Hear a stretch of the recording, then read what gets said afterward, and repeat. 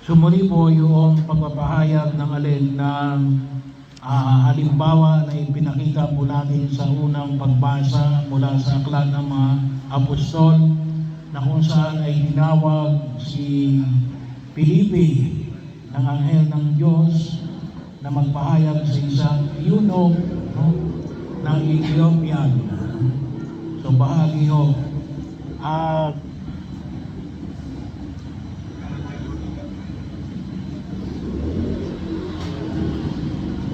bahagi na kung saan ay ipinamamanhig, no, yung hindi niya kasi maintindihan ang kanyang binabasa mula sa aklat ni Propeta Isaias. Kaya anong ginawa po ni Felipe? Sinunod niya yung paanyaya na ipinahayag ng Diyos na siya ay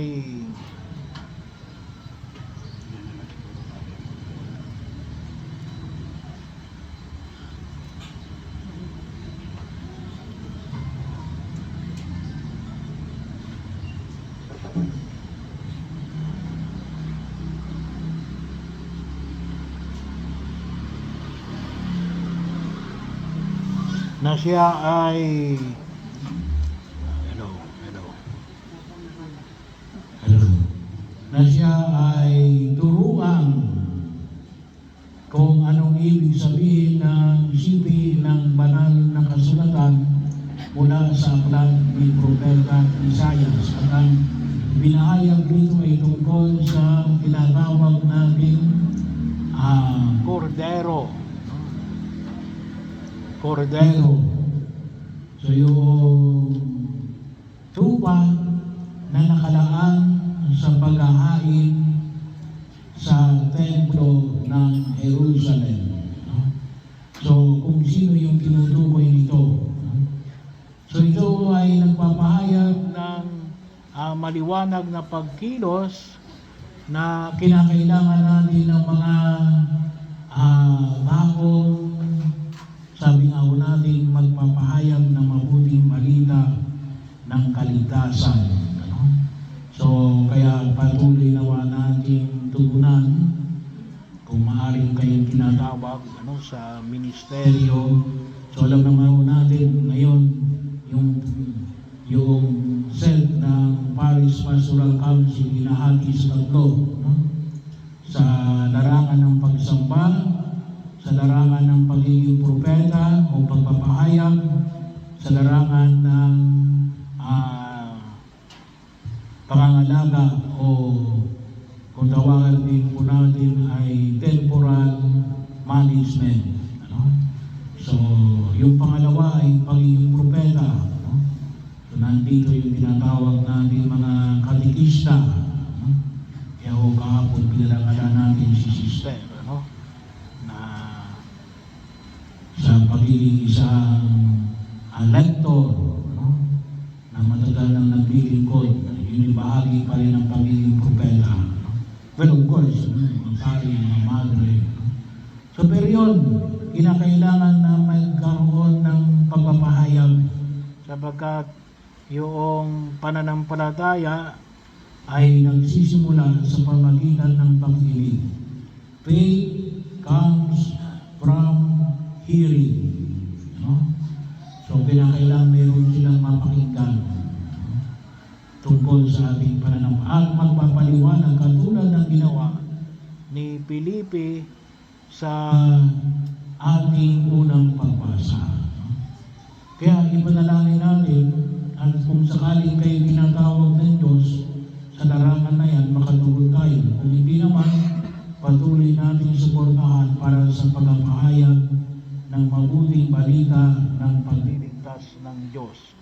Lalong-lalo na po, kung mayroong mga seminars, recollections, retreat, ay sumama tayo para patuloy tayong makapagnilay tungkol sa ating pananampalataya. At sabi nga natin, suportahan natin yung mga taong pwede maging daan upang lalong lumalim ang ating pananalig sa Diyos. Kaya pagsumikapan ho natin na ito ay higit na maintindihan ng tao. No? Hindi ho kinakailangan na maging charismatic speaker kayo. No? Huwag ho natin kalimutan, no? Na ang Diyos, pero kinakailangan na mayroong magsalita, pero ang Diyos ang siyang tinatawag natin na tatawag sa tao. No? Hindi lamang po yung speaker, kundi yung tao ay yung Diyos na ginamit yung speaker para hipuin tayo. No? So, huwag mo natin kalimutan yun. Pero kinakailangan din natin ng mga taong magpapahayag ng mabuting balita ng pagliligtas ng Diyos.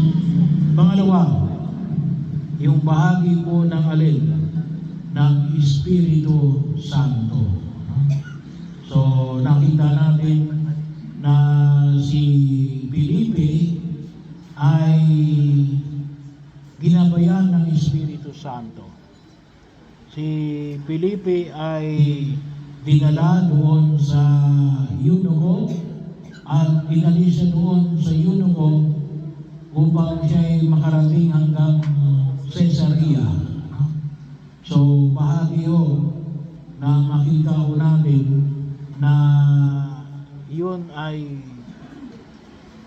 gawa ng Espiritu Santo. So, palagi natin hingin ang Espiritu Santo. No? Itong nagsimula na ho yung tungkol. Pag sinasabi natin na hingin natin ang Espiritu Santo na gabayan ang mga kardinal sa pagpili ng darating na Papa. So, kagabi mayroon ng lumabas na uso. Kaya lang itin pa ang uso. Pero yun po, no? Bahagi yun, kaya napakahalaga ho din yung pagtanggap natin ng sakramento ng kumpil. No? Kasi sa sakramento ng kumpil, yun ang ibinibigay sa atin, yung Espiritu Santo.